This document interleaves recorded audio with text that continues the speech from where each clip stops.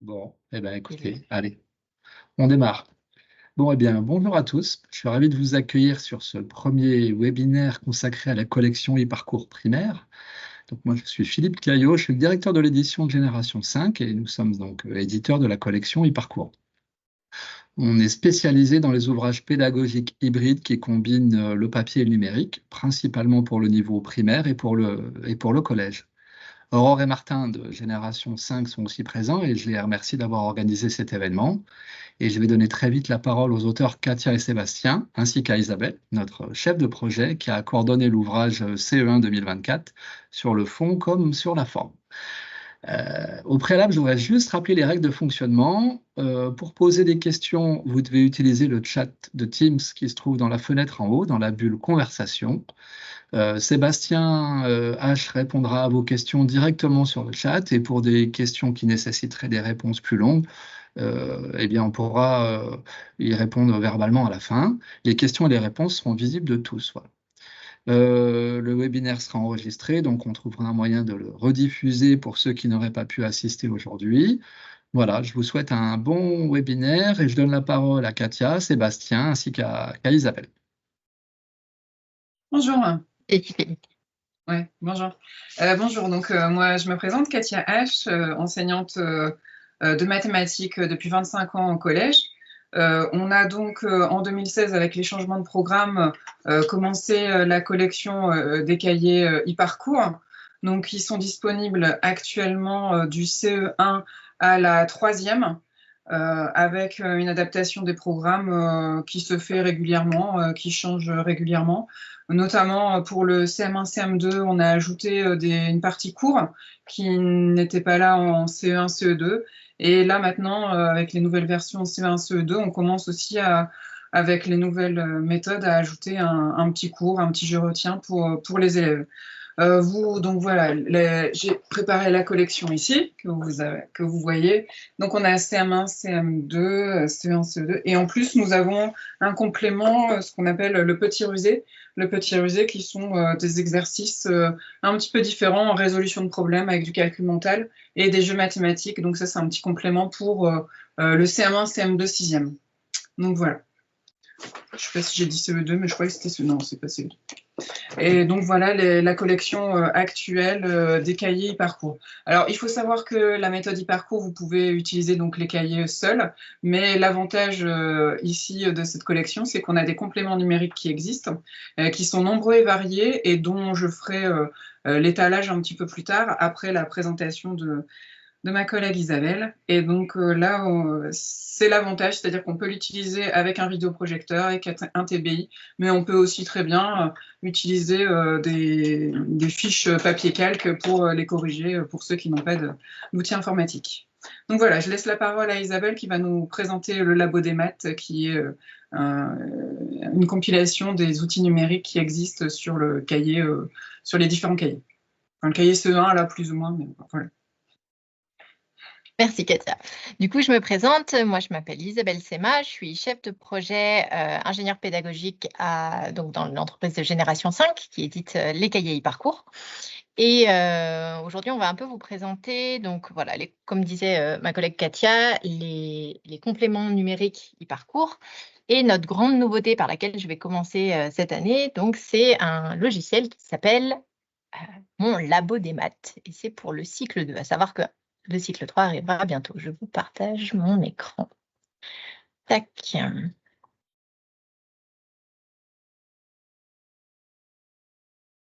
Hop. Donc, à savoir que du coup, moi, j'ai été enseignante pendant 10 ans, de la petite section au CM2, et j'ai fait pas mal de cycle 2. Et quand on a vu du coup la réforme des nouveaux programmes arriver, on s'est dit, oulala, il y a pas mal de nouvelles choses pour la réforme là, de 2024. Donc, on a décidé de développer cet outil qui en fait est un outil de manipulation numérique. Donc, l'idée, c'est qu'on a 3 thèmes, la numération, les fractions et les euros, parce que je ne sais pas si vous avez vu dans les nouveaux programmes, on demande l'introduction des nombres à virgule par les euros dès le CE1. Voilà. Donc, en gros, l'idée de ce logiciel, c'est d'avoir, on je vais vous présenter le labo de numération par exemple, des outils de manipulation qu'on a classiquement en classe ou pas, si on n'a pas le budget, là on les a pour une utilisation via TBI ou vidéoprojecteur en collectif ou alors en soutien en petits groupes. Donc l'idée c'est qu'on a 15 outils en tout. Donc en numération, on a l'ABAC qui nous permet de représenter des nombres. On peut cacher ou pas le résultat à chaque fois, comparer deux nombres grâce à deux ABAC, etc. À chaque fois, on a la possibilité de faire en dizaines d'unités, centaines de dizaines d'unités ou même avec les milliers. Donc voilà, c'est vraiment progressif du CP jusqu'au CE2. Ensuite, on a l'outil lettres qui nous permet d'écrire tous les nombres qu'on veut grâce à des mots étiquettes.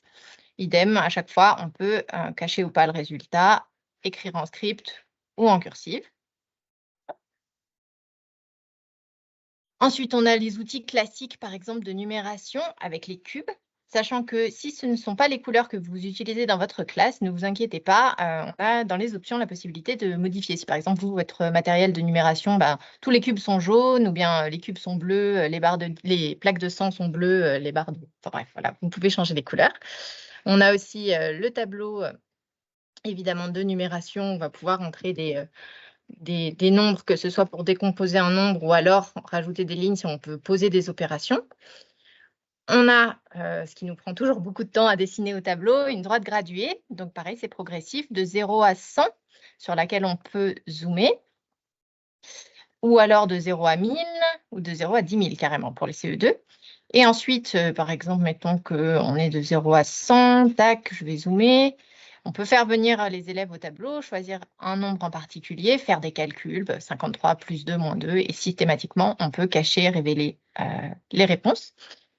Et on a aussi la possibilité de mettre deux droites pour comparer deux nombres, par exemple, ou deux opérations. Ensuite, on a le tableau de 100, donc où on peut, ça c'est surtout pour les CP et début de CE1, on peut repérer les nombres, les familles de 10, évidemment. Vous connaissez bien cet outil qui est un grand classique des classes. Un gros plus qu'on a décidé d'ajouter là récemment, c'est les cartes Montessori, donc qui permettent aux élèves de bien visualiser la composition et la décomposition d'un nombre. Donc en dizaines d'unités, centaines de dizaines d'unités ou avec les milliers, par exemple, si je veux faire 5243, on peut par exemple écrire le nombre, leur faire écrire la décomposition sur l'ardoise et tac, on vérifie. Idem, les couleurs là sont modifiables si ce n'est pas les couleurs que vous utilisez dans votre classe. Et l'outil celui vraiment qui a motivé à la base la création de ce projet, c'est l'outil Mix, le dernier, là tout en bas, qui permet en fait une visualisation de toutes les représentations du nombre par un seul coup d'œil. Par exemple, si je mets 86, je vais l'avoir sous forme d'ABAC, de cube, sur la droite graduée, en carte Montessori, dans le tableau de numération et en lettres. Et ensuite, là-haut, directement, les élèves pourront faire, par exemple, +1 ou -1, ça change directement sur toutes les représentations. Donc, si je veux rajouter carrément une centaine, voilà, c'est vraiment pour les aider à bien voir la décomposition du nombre. Et comme d'habitude, on peut l'avoir aussi avec les milliers. Donc ça, c'est pour le labo de numération. On a ensuite le labo des fractions. Donc c'est la grande nouveauté au cycle 2, c'est qu'il va y avoir des fractions. Donc d'expérience que j'ai aussi enseigné en cycle 3. L'idée, c'était vraiment de partir de situations très concrètes, comme une pizza qu'on va découper, mettons, en 6 parts. Tac, et on va pouvoir manger des parts et avoir la fraction qui s'affiche des parts que j'ai mangées, des parts qui me restent, à savoir qu'on peut évidemment les cacher pour faire deviner aux élèves, là, par exemple, quelle est la part que j'ai mangée, quelle est la part qui me reste, etc. Vous avez la même chose avec un gâteau. Vous avez la même chose quand on part un petit peu plus dans l'abstraction avec des formes géométriques. Vous aurez également, parce qu'il y a l'idée de comparer des fractions, ce qu'on a appelé le mur des fractions, donc qui nous permet par exemple de voir que si je veux comparer une unité à 1/2, l'unité est plus grande, ou si je veux voir que, mettons, 2 cinquièmes, 1 cinquième et 1 cinquième, c'est moins grand que 1/2. C'est une manière très visuelle pour les élèves de se représenter les fractions. Ensuite, évidemment, sur la droite graduée, c'est exactement le même principe. On sépare l'unité en un nombre de parts et on peut ensuite venir placer la fraction sur la droite graduée. Comme pour l'outil de numération, on a tout en bas là l'outil Mix qui nous permet de voir toutes les représentations en un seul écran. Donc, par exemple, si on a des sixièmes, on va pouvoir dire, par exemple, 2 sixièmes. Si je sépare une bande, ça te donne comme ça. Sur une droite graduée, c'est comme ça. En fraction, c'est comme ça. Et en écriture, c'est comme ça. Donc, en gros, l'idée vraiment de cet outil, comme vous avez pu le comprendre, c'est de passer de la manipulation à l'abstraction de manière progressive pour qu'ils arrivent à vraiment renforcer leurs connaissances, tout ce qui est abordé dans leur cahier, dans leur méthode. Voilà. Et le dernier, du coup, je vous montre quand même un petit coup d'œil dessus, c'est le labo des euros. Donc, l'idée, c'est de pouvoir manipuler les euros avec et sans les centimes, puisque maintenant, il y aura les centimes avec les nombres à virgule, les nombres décimaux. Donc là, c'est un simple outil de manipulation. On peut choisir, mettons, voilà, j'ai 26 €.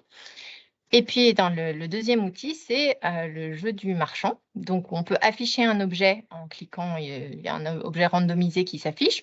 À savoir qu'on peut aussi, si on a un problème particulier, rentrer un chiffre nous-mêmes. Et les élèves doivent, par exemple, essayer de faire 853 avec les pièces et les billets. Sachant qu'on a vraiment voulu être progressif sur l'introduction des nombres décimaux. Donc, on peut choisir un prix avec virgule, l'afficher directement avec virgule ou au début 12,45 € pour y aller progressivement, sans virgule, puis avec virgule. Voilà. Pas de panique, donc si vous avez la moindre question, vous cliquez sur le petit point d'interrogation et vous avez pour chaque outil comment est-ce que l'outil s'utilise, des exemples d'activités à faire dans votre classe et les options que vous pouvez activer en bas là avec virgule, sans virgule, euro, etc. Et même quand vous êtes sur le menu, si vous cliquez sur le point d'interrogation, vous pouvez télécharger la notice, carrément, qui est un document PDF avec une petite explication voilà, de tout ce qu'il y a à savoir pour ce super logiciel. Donc, à savoir que ce logiciel, il a 3 utilisations possibles. Vous pouvez l'utiliser tel quel, librement avec votre méthode. En fait, comme vous avez pu le voir, il s'adapte à n'importe quel type de méthode. Si vous avez une méthode que vous affectionnez particulièrement, c'est juste un outil qui vient en complément pour aider les élèves à illustrer ce que vous avez fait. Par exemple, un petit problème, ils ont du mal à abstraire la situation. Tac, on sort mon labo des maths et ça nous permet de le faire. À savoir aussi que vous pouvez l'utiliser, comme je disais au début, en soutien. C'est vraiment un outil très intéressant en petits groupes. On réunit les enfants autour du TBI, du vidéoprojecteur ou même juste d'un ordinateur si vous n'avez qu'un ordinateur. Et on pourra leur faire manipuler des situations sur lesquelles ils sont un petit peu bloqués en classe, par exemple. Et puis, du coup, c'est quand même un outil qui a aussi été pensé pour être en lien avec les cahiers e-parcours. Donc, avec les nouveaux programmes, on a fait une nouvelle édition du cahier CE1 qui va sortir là en août. Et carrément, dans le guide pédagogique du cahier, vous aurez une activité manipulatoire par séance sur mon labo des maths qui est en lien avec ce qui est travaillé pendant cette séance-là. Voilà. Mais c'est un outil qui peut s'utiliser de manière complètement indépendante. À savoir que c'est un outil du coup qui est en local, qui coûte 49 €, mais en fait, vous payez 49 € une fois et ensuite, vous pouvez le télécharger sur tous les ordinateurs de votre école. Ça, c'est vraiment le côté très, très pratique, c'est que vous payez une fois et ensuite, c'est pour tous les collègues, tous vos collègues du cycle 2 pourront en profiter. Voilà, je crois que j'ai dit à peu près tout ce qu'il y avait à dire sur mon labo des maths, donc qui est un petit peu un outil particulier qui est à part de notre collection de cahiers. Mais qui vient en complément, quoi. Voilà. Et du coup, je vais laisser la parole à Katia qui, elle, va carrément vous présenter le corps même de notre collection, qui sont les cahiers e-parcours. Oui, donc je reprends la main. Donc moi, ce que je vais faire, c'est que je vais vous partager l'écran. Je vais vous expliquer un petit peu les différentes fonctionnalités. Nous avons donc CE1, CE2, CM1, CM2, et donc je vais commencer, moi je vais vous présenter le CM1. Pourquoi celui-là, peu importe, c'est parce que il y a des choses intéressantes et à peu près qui regroupent à peu près tout ce que fait la collection e-parcours. Donc je partage l'écran. Écran.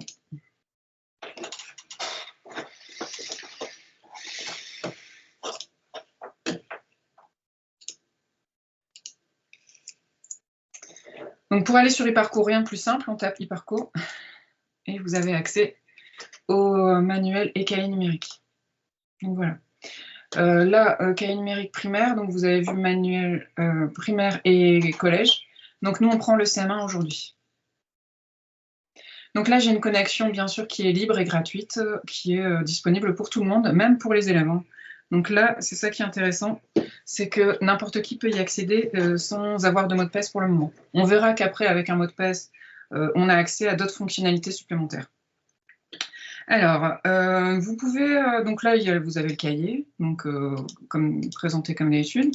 Donc, il est composé de quoi à chaque fois? Vous avez un cours qui est assez complet. Et ensuite, vous avez des exercices où vous avez le thème qui est indiqué en haut pour pouvoir facilement se repérer. C'est organisé pour le moment par... on a fait le numérique, géométrie, gestion de données. On a 3 ou 4 grands chapitres. Enfin, ça dépend en fait les niveaux. Vous avez la possibilité, si vous n'avez pas encore le cahier, de télécharger le cahier en 2 formats. Soit en ODT, soit en PDF. Donc, l'ODT va vous permettre de modifier les exercices ou de compiler, par exemple, 2 pages et d'ajouter quelques exercices de l'un, quelques exercices de l'autre, ou en PDF. Bon, ça, je ne vais pas aller dans le détail. Si vous avez besoin, on reviendra là-dessus. Mais pour le moment, je ne vais pas vous montrer tout le détail. Alors, donc j'ai dit que vous avez accès sans mot de passe, mais avec les mots de passe, que vous pouvez faire sur demande pour les enseignants, vous pouvez avoir accès aux corrigés, aux évaluations.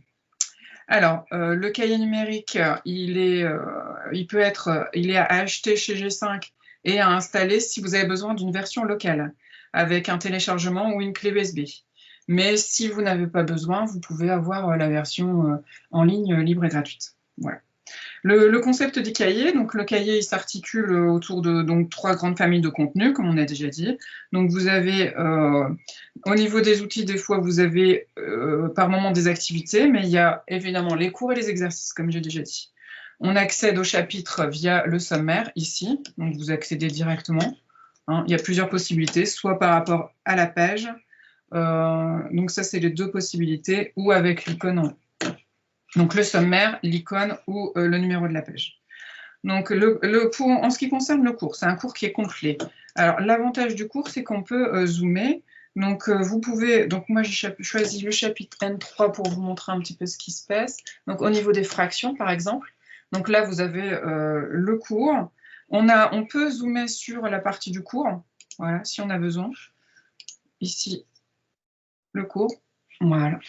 Donc là, j'ai le cours en grand, il n'est pas pixelisé, il est en image en vectoriel. Et je peux, si je veux, mettre sur fond noir pour que ce soit plus lisible pour les élèves, par exemple. Voilà. Donc là, on a un cours complet et facilement.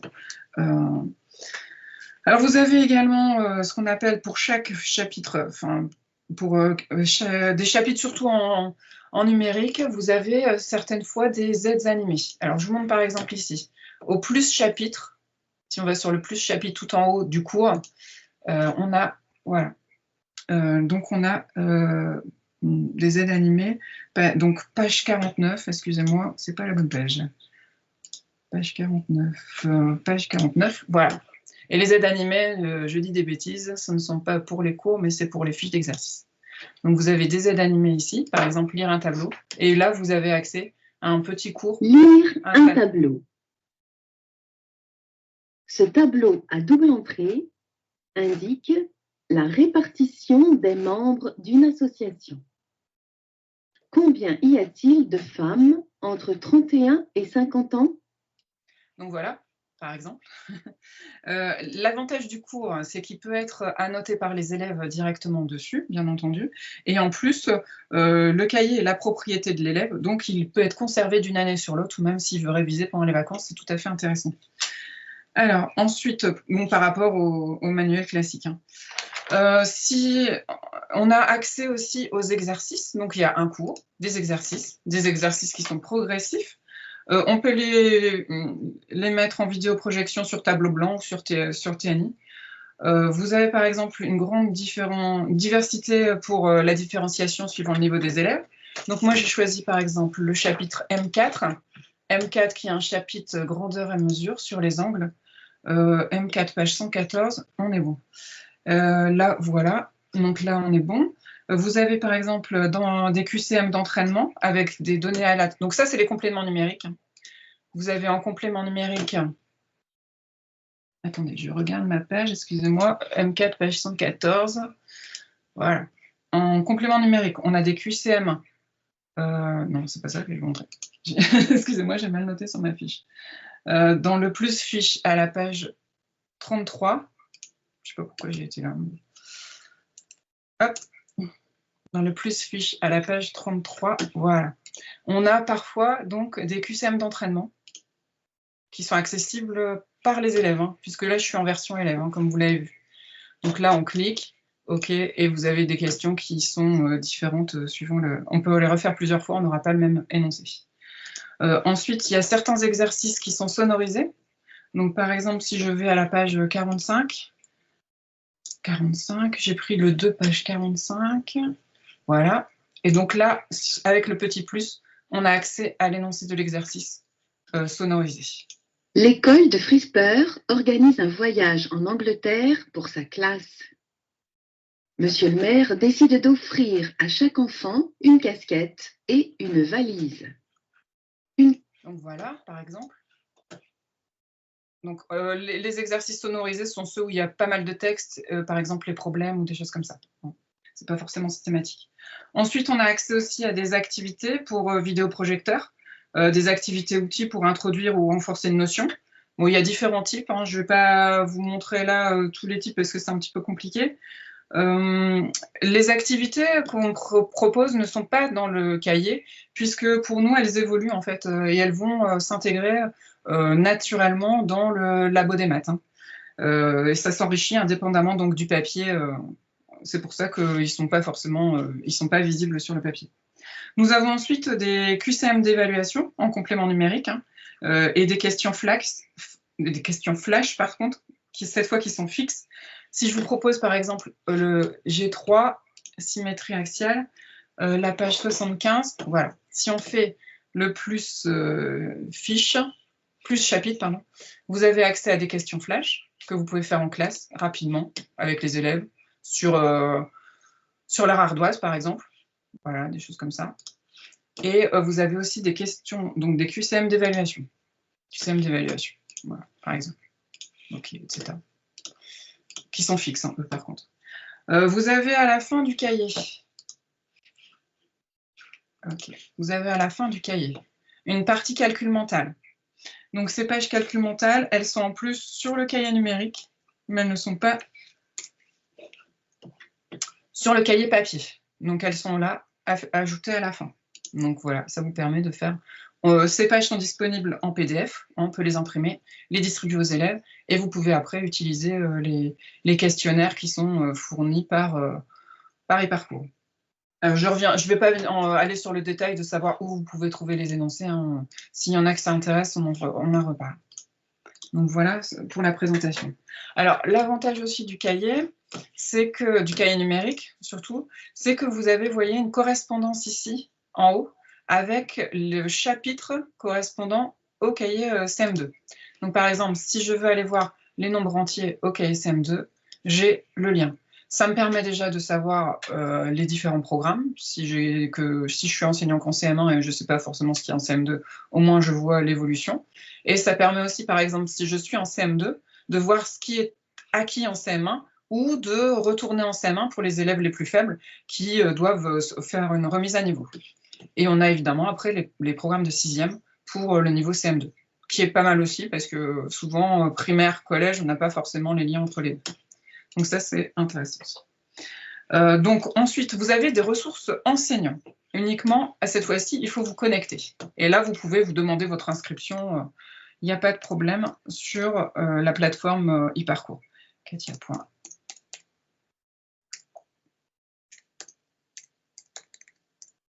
Donc, il faut un mail académique et vous faites une demande à G5 et il n'y a pas de problème, vous aurez votre mot de passe.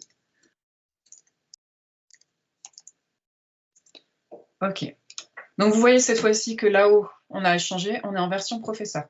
Donc, on a en plus quoi en version professeur? Les versions professeurs, ce qui est important, ça, donc évidemment, les ressources enseignants avec mot de passe, c'est toujours gratuit. Vous avez accès aux corrigés de tous les exercices. Donc, il y a plusieurs formes de corrigés. Vous avez des corrigés fixes. Donc, moi, j'ai pris par exemple le chapitre G2, donc cercle et triangle. Vous avez G2, cercle et triangle, page 66. Page 66, voilà. Alors, et ce qui est intéressant, c'est que vous avez le corrigé de la page. Voilà, en PDF, que vous pouvez imprimer. Alors moi, ça me permet, c'est assez pratique en géométrie, parce que moi, ce que je faisais en 6e, c'est que j'imprimais la fiche, je l'imprimais sur un papier calque, et donc les élèves venaient à mon bureau et je vérifiais systématiquement un par un sur les cahiers des élèves. Parce qu'on sait qu'en géométrie, faire une correction, même au vidéoprojecteur, ça a peu d'intérêt. Et donc, c'est vraiment pratique de vérifier les fiches. Donc ça, c'est le principe. Admettons que vous n'ayez même pas de vidéoprojecteur ou quoi que ce soit, ou même si vous voulez vérifier les corrigés de vos élèves, vous pouvez très bien le faire comme ça. Ou après, on a un accès individuel, on a un accès au tableau avec le corrigé de l'exercice. Voilà. Donc là, le corrigé, il est fixe et vous avez la partie extraite de ce que je vous ai montré juste avant. Et enfin, on a la correction animée de l'exercice. Alors, oui, c'est ce que j'ai fait. Je vous montre une correction animée de l'exercice. Donc, par exemple, celui-ci. Voilà. Donc là, c'est un texte où on vous demande ce qui se passe, de mettre l'angle droit, etc. Donc, c'est une animation que vous pouvez arrêter. On peut arrêter, on peut avancer, on peut aller à la fin si on en a marre, ou si ça ne va pas assez vite. Et vous avez, par exemple, pour les constructions, ça, c'est un réel plus pour aider les élèves. Il y a une construction là. Donc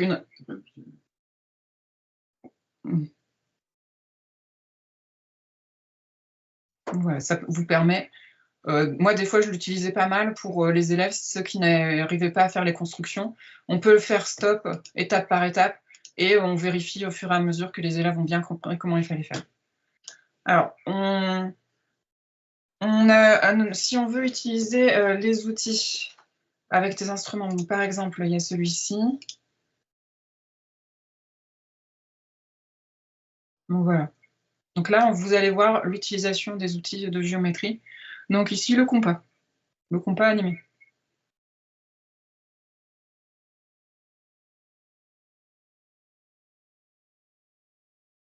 Encore une fois, je peux faire pause, je peux m'arrêter, je peux faire dire à un élève qu'est-ce que j'ai tracé. Il y a beaucoup de possibilités d'utilisation.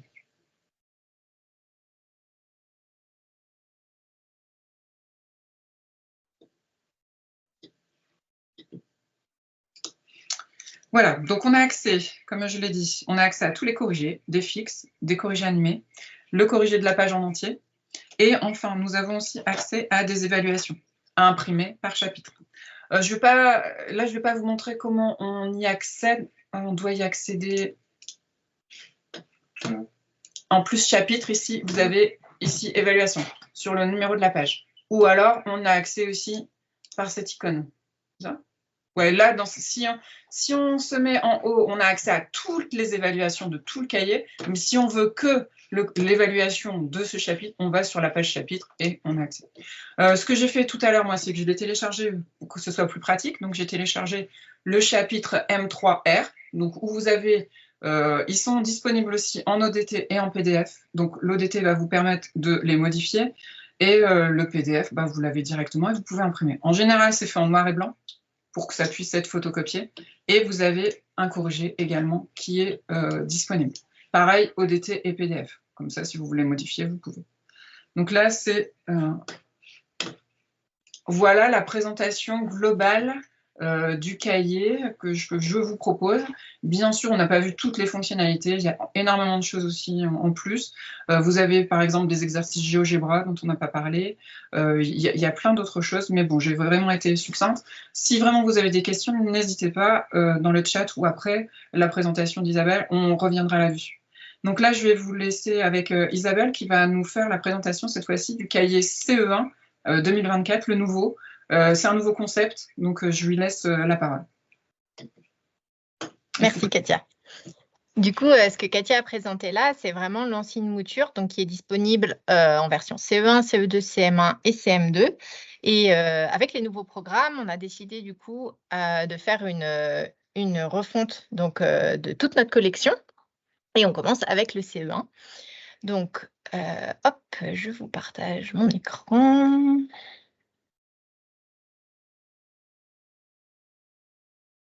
Donc, l'idée est la même, c'est que c'est un cahier papier donc, qui est disponible également en numérique. Tac. Comme les anciens, tout 100% gratuit, la version numérique. Et cette version donc, a une refonte au niveau des programmes, puisqu'il y a du coup des nouveaux chapitres dans les nouveaux programmes de 2024. Et des chapitres qui étaient en CE1 et qui sont passés en CE2. Mais surtout, on est passé d'un ancien cahier e-parcours où on avait uniquement un recueil d'exercices très riche et très varié pour le CE1, CE2, à vraiment une vraie méthode de mathématiques avec un guide pédagogique à côté, avec un guide des séances, guide pédagogique gratuit, disponible en ligne, et des pages, de découverte. Donc, comme vous pouvez le voir, qui se compose d'une première activité de manipulation systématiquement, ensuite d'une activité qui réinvestit ce qui a été compris pendant la manipulation, et enfin d'une mini-leçon, entre guillemets, un je retiens avec les notions essentielles. Donc là, par exemple, on est sur la toute première séquence, la séquence 1, nombre de 99. Donc, on va avoir une proposition de manipulation avec les cubes. Ensuite, une activité où on va réinvestir et où on va commencer du coup à abstraire la connaissance. Et enfin, une institutionnalisation qu'on encourage de faire à la fois sur un affichage référent. Et ici, les enfants ont la petite leçon à relire chez eux pour l'apprendre. Voilà. Et en face, donc, se suit donc des pages d'exercices d'application et d'entraînement. Donc, ça peut être une seule page pour les notions les plus simples, ou ça peut aller jusqu'à 3 pages, comme ici, par exemple, c'est toujours la séquence 1, où on a des exercices qui permettent de réinvestir tout ce qui a été vu dans la séquence. Donc, comme ce qu'expliquait ma collègue, on a vraiment le principe d'e-parcours, c'est d'avoir des compléments numériques riches, pas juste l'affichage, par exemple, du corrigé, qui est fait ça régulièrement. On peut avoir donc l'énoncé, on peut avoir le corrigé, et on peut aussi avoir, donc, comme ce que disait ma collègue, la correction animée de l'exercice pour tous les exercices où c'est pertinent. Et en haut, ici, on a aussi des petits bonus, comme des QCM d'entraînement. Donc, ce que disait ma collègue, c'est qu'en fait, les questions sont randomisées. Ça veut dire que vos élèves vont pouvoir faire autant de fois qu'ils veulent. À chaque fois, c'est des énoncés différents. Ils peuvent le faire chez eux, avec leurs parents, s'ils veulent, ou vous pouvez le faire en petit rituel le matin, par exemple. Nombre 61 s'écrit. Voilà, les élèves, par exemple, votent sur leur ardoise, comme ça. Et on vérifie, c'est pas ça, donc il va falloir qu'on recommence, etc. Donc, vous voyez que par page, il y en a parfois 3 sur des thèmes différents. Là, par exemple, on avait les nombres écrits en lettres, en chiffres. Si on a la décomposition en dizaines, en unités. Voilà, donc dans les nouveaux ajouts donc, de cette nouvelle édition 2024, on a aussi à la fin de chaque période, je vais tout à la fin, une double page un petit peu particulière où à gauche, on a un bilan sous forme de quiz, donc qui est aussi disponible en version numérique évidemment. Et à droite, on a une page de rallimat. Donc, c'est un rallimat par période. Donc, comme tous les rallimats, vous pouvez le faire soit en individuel, soit en petit groupe. L'idée, c'est vraiment de proposer des problèmes différents pour que les élèves réfléchissent un peu en dehors des cases, se creusent la tête, participent, échangent. Et ensuite, si vous avez vraiment un groupe qui coince, par exemple, sur un exercice, on a une aide animée qui est en fait une petite animation qui va leur donner les indices pour trouver, mais sans leur donner la réponse. C'est vraiment un petit plus au début pour les aider. Voilà, bon, je vous passe le détail, mais voilà, il y a ça pour chaque petit défi du rallimat. Et ensuite, sinon, on retrouve la même chose que dans les anciens, c'est-à-dire que pour chaque page, on va avoir les corrigés en PDF en bas, que vous pouvez imprimer si vous le souhaitez. On a aussi en haut, de manière plus traditionnelle pour le cycle 2, donc des petits calculs mentaux qui sont disponibles en version oralisée.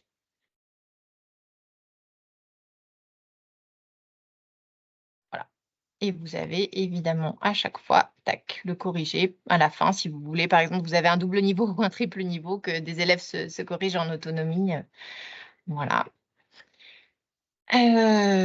En gros, voilà, c'est vraiment un ajout autant en termes pédagogiques qu'au terme des nouveaux programmes avec voilà, les problèmes en barre, etc. Il y a vraiment beaucoup de nouveautés.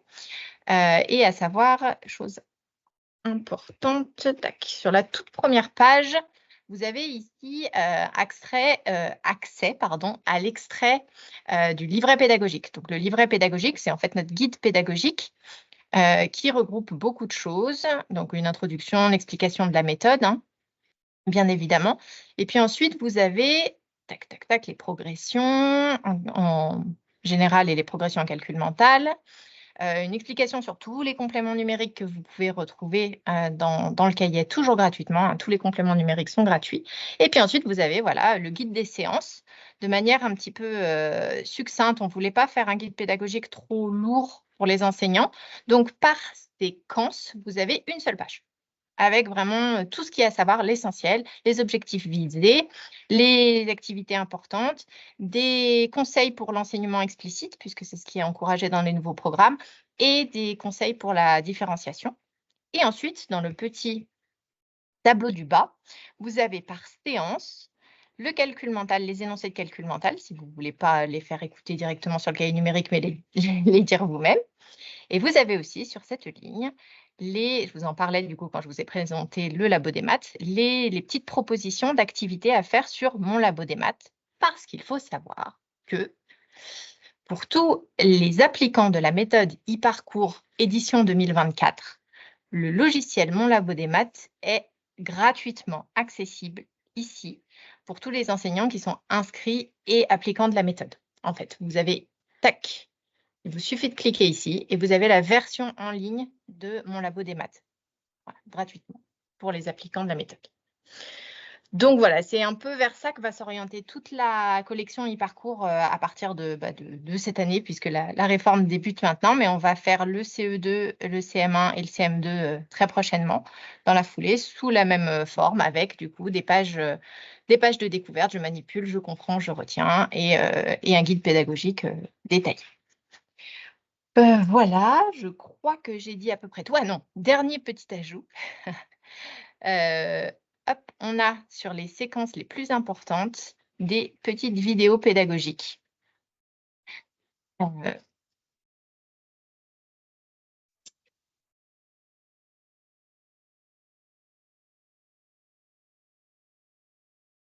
c'est un peu, ça lag un peu avec la connexion qu'on a, mais en gros, c'est des petites vidéos pédagogiques qui mettent comment on appelle ça?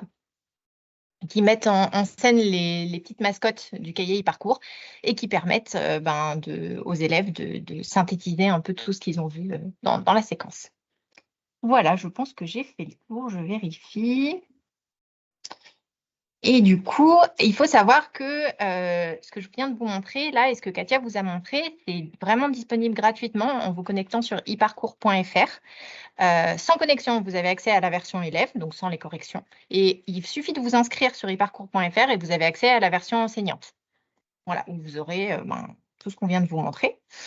Et qu'est-ce que je voulais vous dire? Il y avait une dernière chose. Ah oui, et n'oubliez pas, il y a pour ceux qui n'ont pas reçu la newsletter, il y a un essai sur Mon Labo des maths de 30 jours gratuits sur demande. Donc, n'hésitez pas, envoyez-nous un petit mail et vous allez recevoir un essai gratuit 30 jours du logiciel que je vous ai présenté au début, Mon Labo des maths.